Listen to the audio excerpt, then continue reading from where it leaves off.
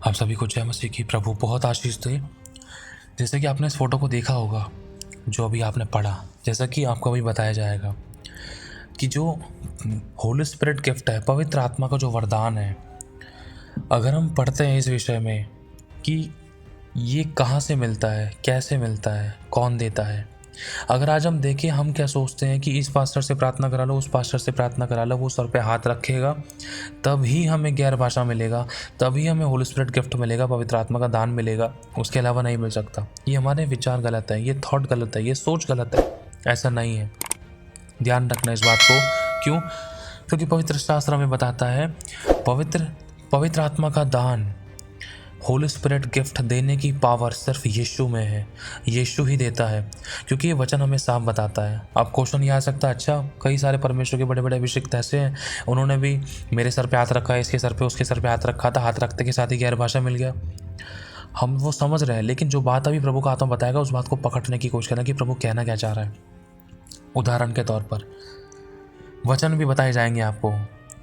मान लो जैसे आप हो, आपके पापा हैं, अब जो चाबी है आपके हाथ में है, वो चाबी आपको किसने दी है? वो पापा ने दी है। और आपसे कोई मांग रहा है तो आप उसको दोगे। अब वो रिसेंटली जो चाबी किसके पास है? वो आपके पास है। वो किसकी है? वो पापा की है। पापा की गाड़ी की चाबी वो आपके हाथ में है। अब अगर आपसे कोई मांग रहा है, अगर किसी को ज़रूरत है तो आप उसको दे सकते हो, लेकिन वो असल में चाबी किसकी है? वो बाप की है। गाड़ी बाप के नाम है। आप समझना, जैसे यीशु ने कहा था कि मैं पिता के पास जाता हूँ, जब मैं पिता के पास जाऊँगा तो मैं वहाँ से तुम्हारे लिए एक सहायक भेजूँगा। कौन भेजेगा? यीशु भेजेगा। यदि मैं पिता के पास नहीं गया तो वो सहायक तुम्हारे पास नहीं आएगा। तो कौन हुआ मेन? जो पवित्र आत्मा का दान देने वाला है, वो कोई पास्टर नहीं है, स्वयं यीशु है। अगर हम पढ़ते हैं मत्ती की पुस्तक में, मरकुस, लूका, यूहन्ना प्रेरितों की पुस्तक में, बहुत सारी जगह कहीं ना कहीं प्रभु में वचनों में बताता है। यूहन्ना ने एक बात कही है कि मैं तो तुम्हें पानी से बपतिस्मा देता हूँ। भाई मैं इतना ही कर सकता हूँ, उससे ज़्यादा करने की मेरी सामर्थ्य नहीं है, इसके अलावा मैं नहीं कर सकता। मैं पानी का बपतिस्मा ही दे सकता हूँ। समझना इस बात को। जो यूहन्ना ने कहा वो यही कहा कि भाई मैं पानी का ही बपतिस्मा दे सकता हूँ, इससे ज़्यादा मैं नहीं दे सकता। इससे ज़्यादा तो जो देने वाला है वो यीशु है। यीशु कौन सा बपतिस्मा देगा? वो तुम्हें आग और आत्मा से बपतिस्मा देगा। यही बात समझना।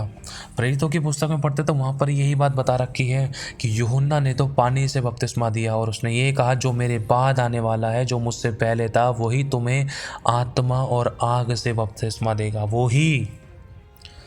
आज बहुत सारे लोग ऐसे हैं, विश्वासी हैं, घर में काम कर रहे हैं, किचन में काम कर रहे हैं, वर्शिप में बैठे हैं, प्रेयर में बैठे हैं, प्रार्थना में बैठे हैं, संगति में बैठे, वचन पढ़ रहे हैं, अकेले कमरे के अंदर हैं, प्रभु के साथ संगति में बैठे हैं।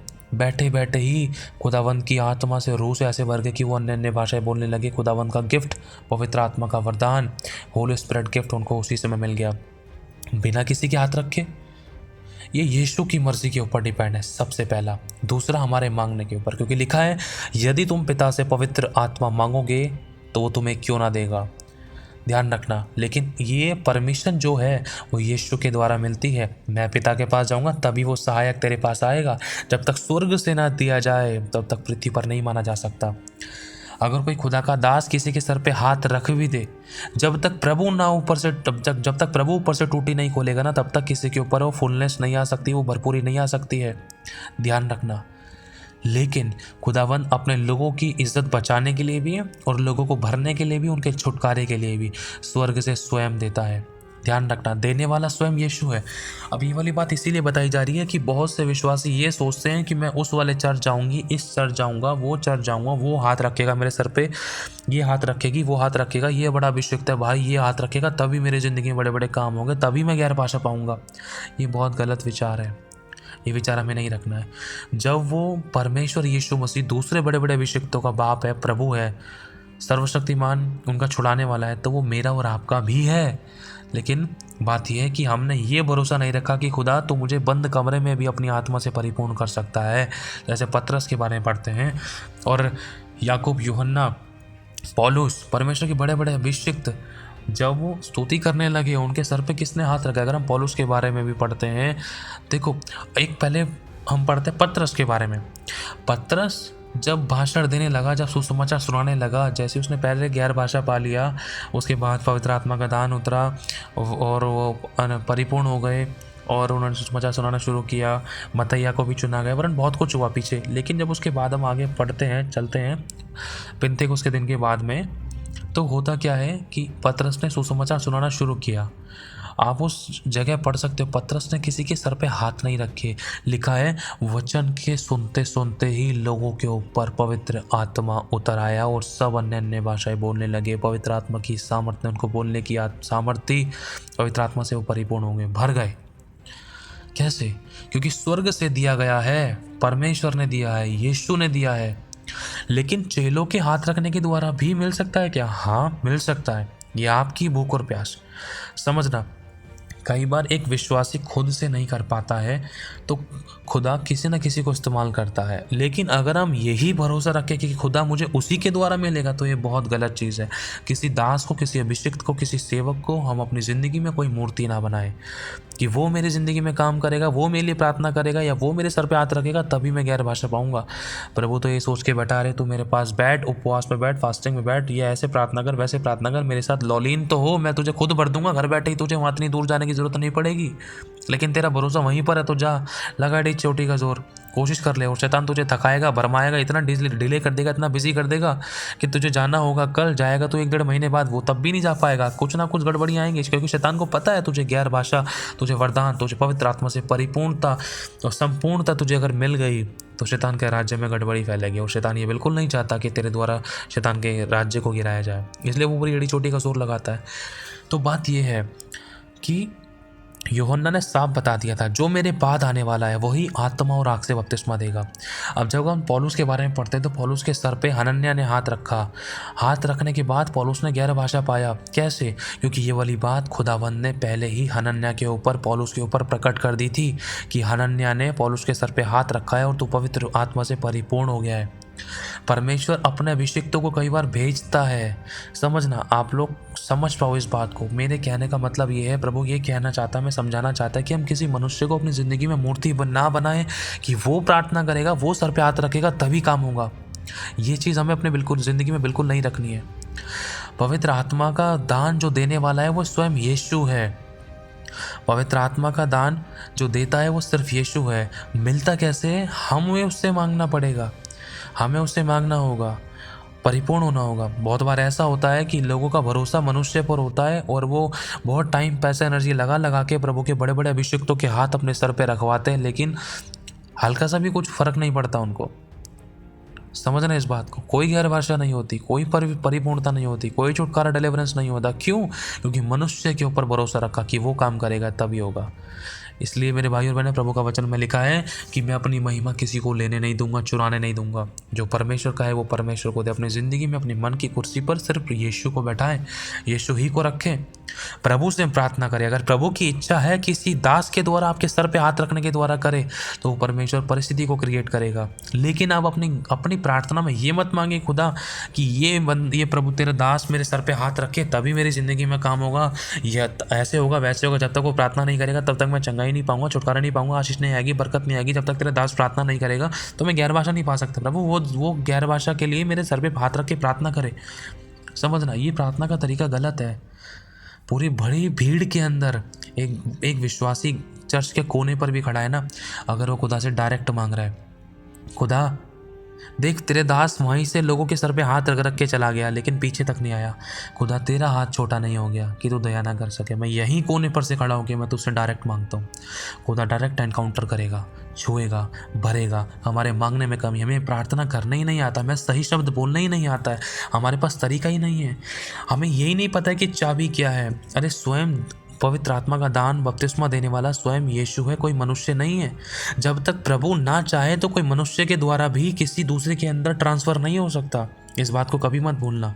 मान लो अब परमेश्वर के कोई बहुत बड़े दास है, मेरे को गैर भाषा नहीं मिली हुई है, अब मैं सोच रहा हूँ कि प्रभु वो वाले तेरे दास मेरे सर पे हाथ रख के दुआ करेंगे ना तभी मैं गैर भाषा पाऊँगा। अगर मैं इस विचार के साथ उस प्रभु के दास के पास जाऊँगा ना तो वो प्रभु का दास मेरे सर पे हाथ रखेगा कि मैं गैर भाषा पाऊँ तो नहीं पा पाऊँगा। समझना इस बात को। क्यों?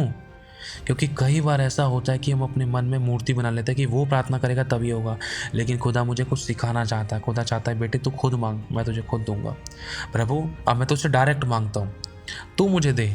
अब तू कैसे देगा वो तू जानता है। तो हो सकता है अगर हम सिर्फ पल भर की प्रार्थना में अपने शब्द सही कर लें तो हो सकता है खुदा अपने दास के मन में डाले और वो आवाज़ दे, इधर आ, प्रभु ने मुझे तेरे सर पे हाथ रख के दुआ करने के लिए कहा है। हो सकता है खुदावंद आपको डायरेक्टली छुए या आमने सामने दिखाई दे आपके सर पे हाथ रख के। ये खुदा के हाथ में, ये उसकी मर्जी है। वो प्रभु है, वो बाप है, वो बॉस है, उसकी मर्जी है वो कब किसको क्या दे क्या ना दे, ये वो मालिक की मर्जी है।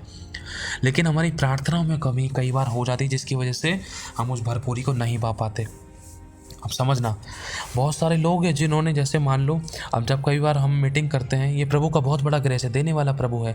हम प्रार्थना करते हैं, हम मीटिंग में तो किसी के सर पे हाथ नहीं रखते, मीटिंग में तो सर पे हाथ रख ही नहीं सकते हैं ना, वो तो फ़ोन पर हाथ रखेंगे।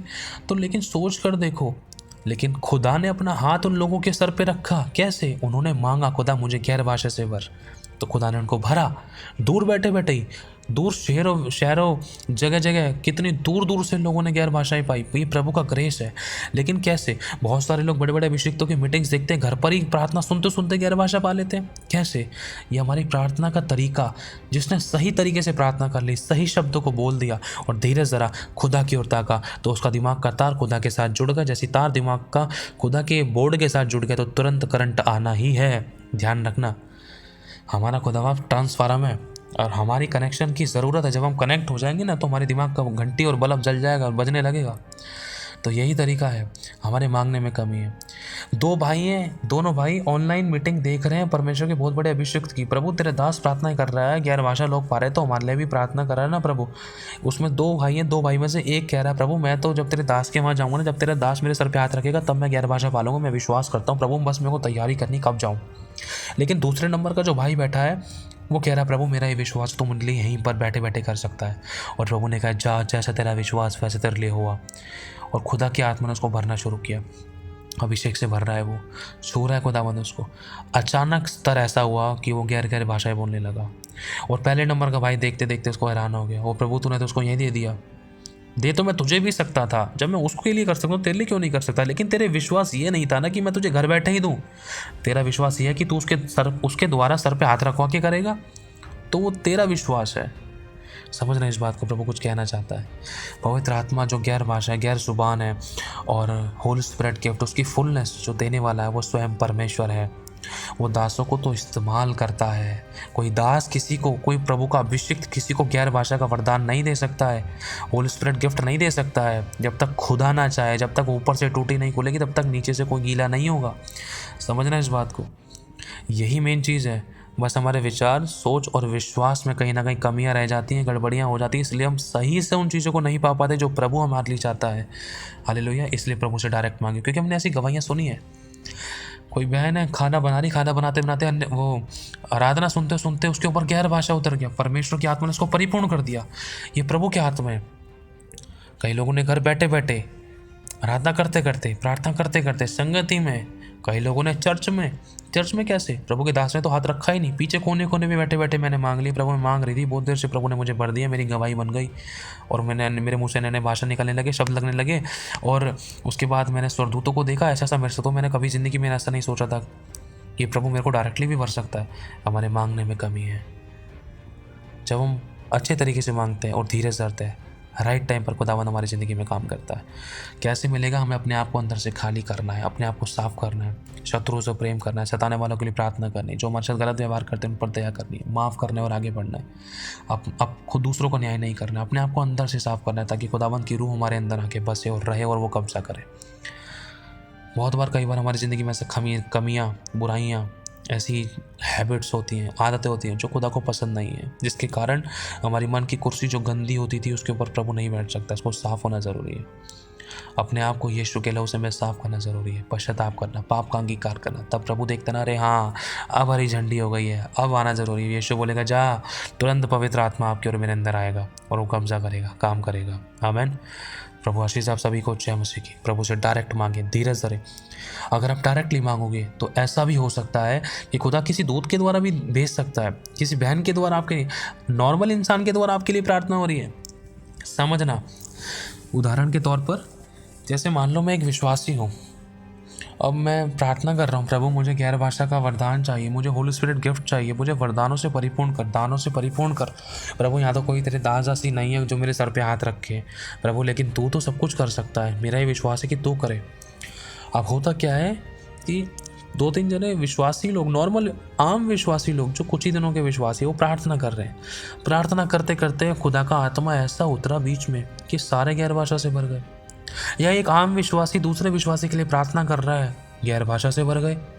ऐसी भी गवाही, ये सच्चाई है। खुदा किसी को भी कैसे भी कभी भी किसी भी तरीके से भर सकता है, ये खुदा के हाथ में है। हमारे मांगने में कमी है, हमें धीरज धरना, अपने आप को साफ करना है। हालेलुया। प्रभु आशीष से आप सभी को जय मसीह की।